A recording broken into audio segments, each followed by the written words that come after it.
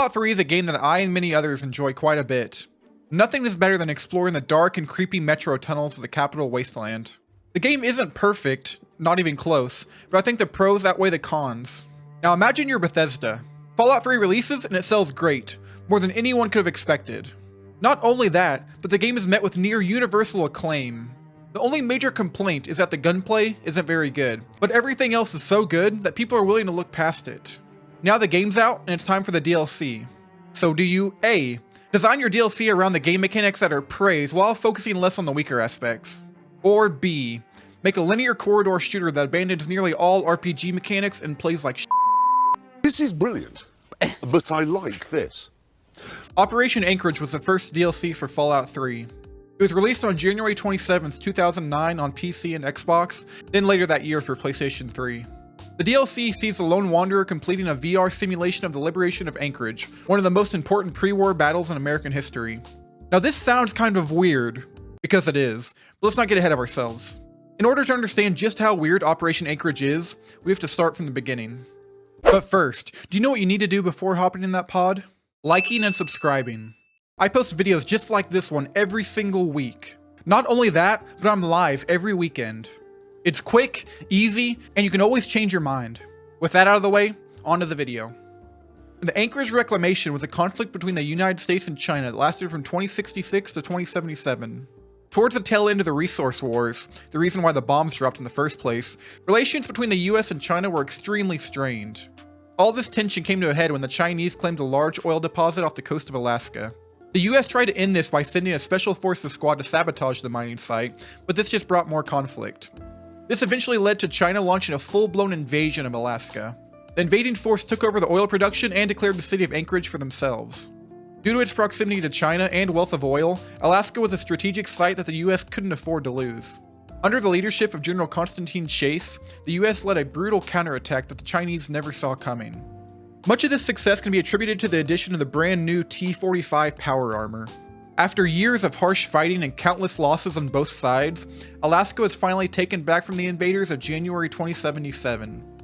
The returning US soldiers were celebrated as heroes, and a monument was soon erected in DC for those who lost their lives fighting for their country. Only a couple months later, in October of that year, the world would be decimated by nuclear weapons. Fast forward, give or take 200 years later, and the Lone Wanderer is escaping Vault 101. Is everyone caught up? Good. As soon as the player steps out of the vault or installs the DLC, a new radio station will appear in the Pip-Boy feed. This is Defender Morrill. Any outcasts listening on this frequency report to Sector 7B, Bailey's Crossroads. This is a high priority message. Backup is needed at our location. Any personnel listening on this frequency, please report at once. After listening, your Pip-Boy will place an updated marker leading to Bailey's Crossroads. It's here where you will meet with the Brotherhood of Steel outcasts. The outcasts are a subset of Brotherhood of Steel members that didn't agree with the way Elder Lyons was leading them. The Brotherhood in 3 were a little too goody two-shoes for my liking, but the outcast ideologies line up much more with the West Coast chapter. I feel like these guys aren't talked about enough in the base game, but here we are now. One of the first outcast members you come across is Defender Morrill, and he takes interest in your Pip-Boy right away. He directs you inside the bunker to speak with Proctor McGraw, and this is where you learn of their intentions with you. The bunker is full of pre-war technology that is locked behind a blast door. The only way of opening the door is to complete the facility's VR sim program, but the only way to enter that room is with a Pip-Boy. Alright, this is already far-fetched as but I'll go with it. After all, this is a game series with deadly mutated lizards and pleasure robots. Please assume the position. So we agree, climb into the pod, then boom, Operation Anchorage. So there are some big differences between base game Fallout 3 and Operation Anchorage. Now most of these are bad, but there are a few that, well actually they're all pretty bad. I'm not going to go through each and every small change, but here are some of the most notable ones. Looting. So do you remember how in base game Fallout 3 there's a huge focus on looting enemies to get better stuff? Yeah, that's just gone. Like, it's actually gone. Every time you kill an enemy, they just disappear. This makes sense and all that because it is a simulation, but that's a big aspect of the game just tossed out the window. I mean, how are you supposed to get more ammo and healing supplies if you can't loot? Ammo and healing supplies. Like I said before, you can't loot your enemies, so you need a way to refill your health and ammo. Anchorage does this by placing little dispensers throughout the DLC. These refill your health and ammo completely. Now those two things I mentioned might seem small, but those are huge aspects of Fallout 3. Managing health, ammo, and loot are pretty much the core of Fallout. But surely this DLC will offer more mechanics to make up for this, right? Operation Anchorage feels like Bethesda trying to appeal to the large first-person shooter audience at the time. Who cares about deep stories, complex characters, and boring RPG elements? I want to shoot people. Say what you will about the large shooters at the time, Call of Duty, Halo, etc. They are at least competent shooters.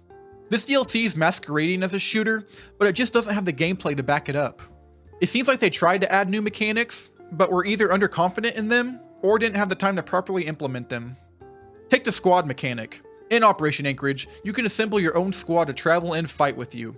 You can have a traditional rifleman, snipers, or even a sentry bot. This sounds really cool on paper, but it's so bare bones.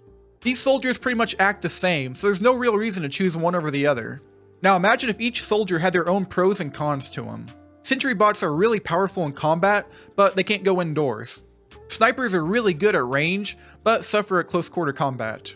You would have to return to base between missions and assemble your team to meet the conditions you're going to be fighting in.